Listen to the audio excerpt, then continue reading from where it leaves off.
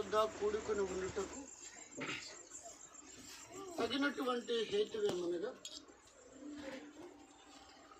ఈ కుటుంబంలో దేవుడు తన యొక్క చిత్తాన్ని, తన యొక్క కృపను ఈ కుటుంబం పైన ఉంచి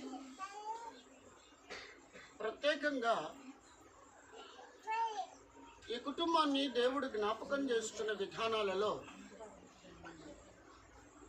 ఆయన గొప్ప మార్గాన్ని ఈ కుటుంబం పట్ల ఆయన ఏర్పాటు చేశాడని, ఈ కుటుంబం పట్ల ఆయన తలంపులు గొప్పవని మనం అందరము కూడా నమ్మవలసిన వారమై ఉన్నాము. ఎందుకు ఈ కుటుంబం పట్ల తలంపులు గొప్పవి? తల్లిని కోల్పోయినందుక, ఈ కుటుంబంలో ఓ పెద్ద కుమారుని కోల్పోయినందుక, దేనికి అని మన వివరాల్లోనికి వెళితే, దేవుని పిల్లలారా,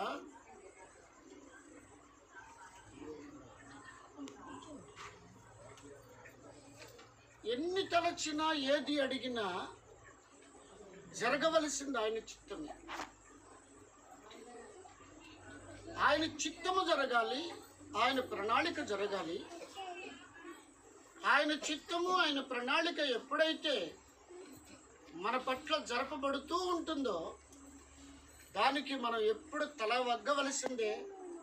తల వంచి జరుపుతున్న తండ్రికి మనము విధేయులముగా జీవించవలసిందే. కొన్ని మారులు కుటుంబాన్ని పరీక్షించటం ఆయనకి ఇష్టం, మనుషులను పరిశోధించటం కూడా ఆయనకి ఇష్టం. ఎంతవరకు పరిశోధన, ఎంతవరకు పరీక్ష అంటే, దేవుని పిల్లలారా, పరిశుద్ధ గ్రంథంలో ఒక మాట ఉంది. అది కవి కూడా ఆ మాట తీసి ఒక పాట రాశాడు.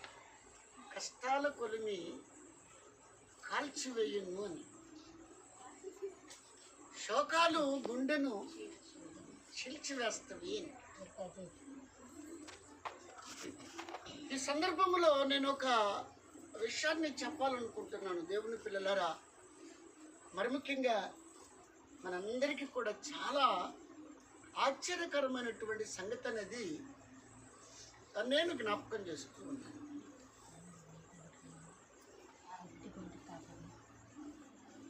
ఇర్మియా గారికి 23 సంవత్సరాలు వచ్చాయండి. ఇర్మియా గారు తల్లి గర్భములో ఉన్నప్పుడేనండి తండ్రి ఇర్మియా గారితో అంటాడు, గర్భములో ఉన్నప్పుడే నేను నిన్ను ఏర్పాటు చేసుకున్నానని చెప్తాడు ఇర్మియా గారితో. బాలుడుగా ఉన్నప్పుడే ఇర్మియాతో దేవుడు మాట్లాడతాడండి. నిన్ను నేను ఒక పనికి నియమించుకుంటున్నాను, నా పని చేయమన్నాడు. దేవుని పిల్లలారా, మనం ఆలోచన చేస్తే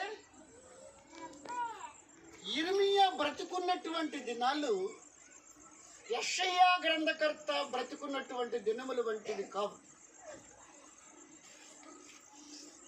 ఇర్మియా జీవించినటువంటి దినములు అనగా ఆనాటి ప్రజలను పరిపాలించినటువంటి రాజుల వంటి రాజులు కాదు, యెషయా కాలంలో ఉన్నటువంటి రాజులు. ఇదంతా చెప్పడానికి చాలా సమయం, కానీ బహు భయంకరమైనటువంటి పరిస్థితులు కలిగిన స్థితుల్లో ఇర్మియా పుట్టాడు. మనం అందరం అనుకుంటాం మనకన్ని పరిస్థితులు బాగుండాలి, మనం బాగుండాలనుకుంటాం. ఇర్మియా బహుగడ్డు పరిస్థితుల్లో పుట్టాడని మరలా చెప్తున్నాను. ప్రమాణమి ఇర్మియాకి 21-23 మధ్య కాలంలోకి వచ్చేటప్పటికి ఇర్మియా అండి దేవాలయంలోనికి వెళ్ళి దేవుని మాటలు చెబుతూ ఉన్నాడండి. మరి ముఖ్యంగా 23వ సంవత్సరాన రాజు యిర్మీయాను పిలిపించాడు. ఒక దొంగ ప్రవక్త కూడా ఉన్నాడు, ఆయన్ని కూడా పిలిపించాడు.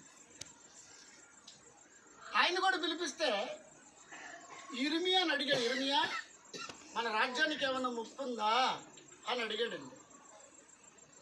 యిర్మీయా అన్నాడు, ఉందయ్యా, రానున్నటువంటి కాలంలో రాజ్యానికి ముప్పు ఉంది, బహు శ్రమల పాలైపోతాం, మనందరం కూడా నెబుకద్నెజర్ రాజు యొక్క తండ్రి వచ్చి మనల్ని ఎత్తుకుని పోతాడు, అతను కొడుకును పంపిస్తాడు, మనం వెళ్ళిపోతాం అని చెప్పాడు.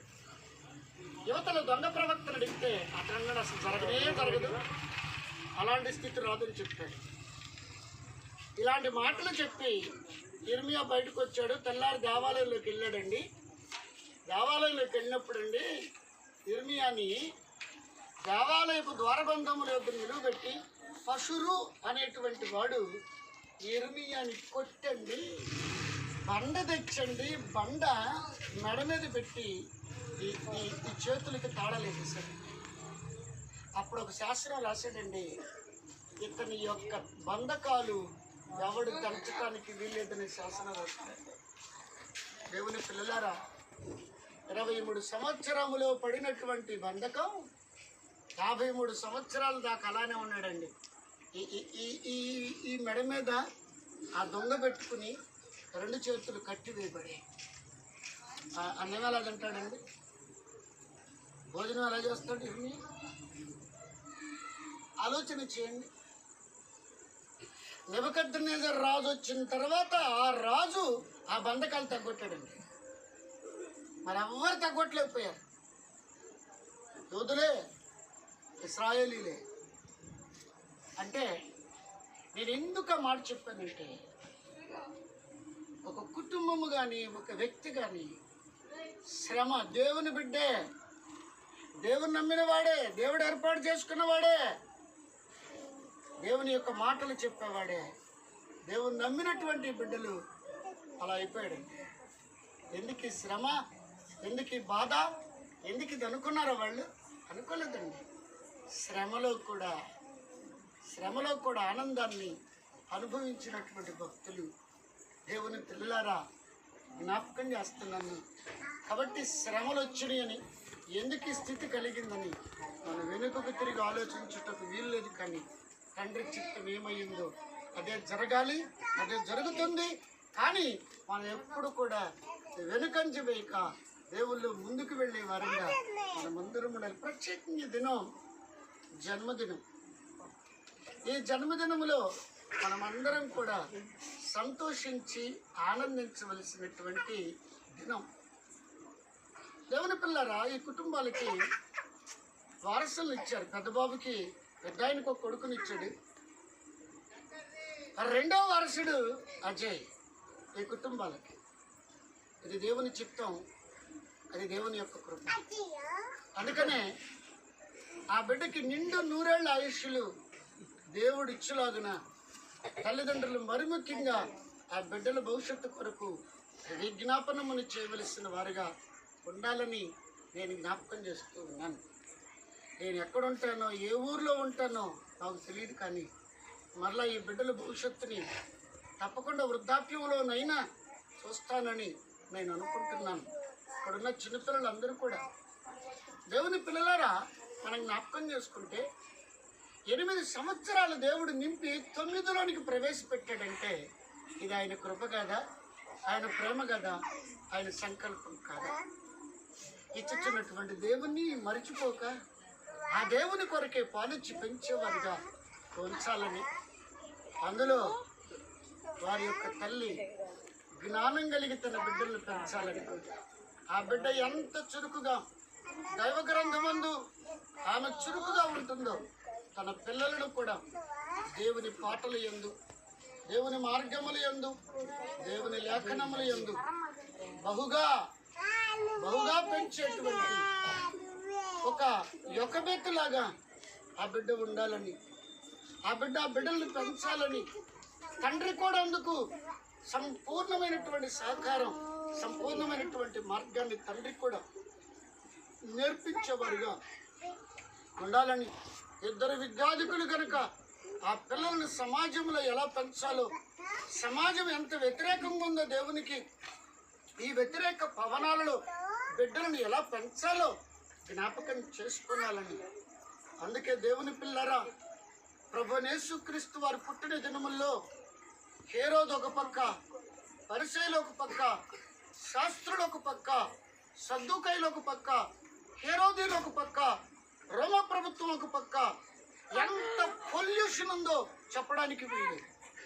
అంత పొల్యూషన్, కాలుష్యం, ప్రపంచం అంత కాలుష్యంగా ఉన్న పరిస్థితుల్లో కూడా యేసుక్రీస్తు వారు ఎలా పెరిగారంటే జ్ఞానమందును, వయస్సునందును, మనుషుల దయందు, దేవుని దయలో పెరిగినట్లుగా జ్ఞాపకం చేయబడతా ఉంది.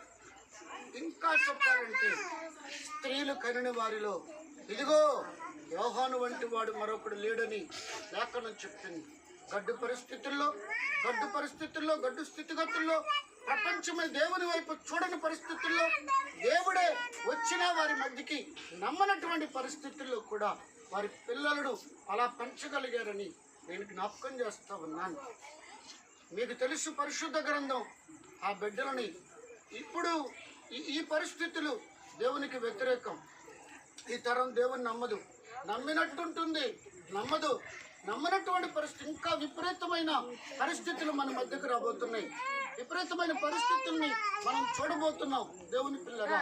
అలాంటి పరిస్థితుల్లో మన పిల్లల్ని చాలా జాగ్రత్తగా, దేవునికి దగ్గరగా, దేవుని మార్గముల్లో వారిని పెంచేవారిగా ఆ బిడ్డలు ఉండాలని. జన్మదినాలు జరుపుకోవటం మంచిదే, కానీ దేవుని కొరకు పేరు కలిగిన బిడ్డలుగా పెంచటం కూడా అంతకంటే మంచిదని నేను జ్ఞాపకం చేస్తూ మాటలు తల్లిదండ్రులు ఇరువురు కూడా, సురేష్ గారికి, సత్యమణికి, కుటుంబానికి హెచ్చరికలు చేస్తూ ఈ మాటలు ముగిస్తూ ఉన్నాను. పరిశుద్ధ ఆత్మదేవుడు కొద్ది మాటలు దీవించి ఆశీర్వదించునుగాక. ఆమేన్.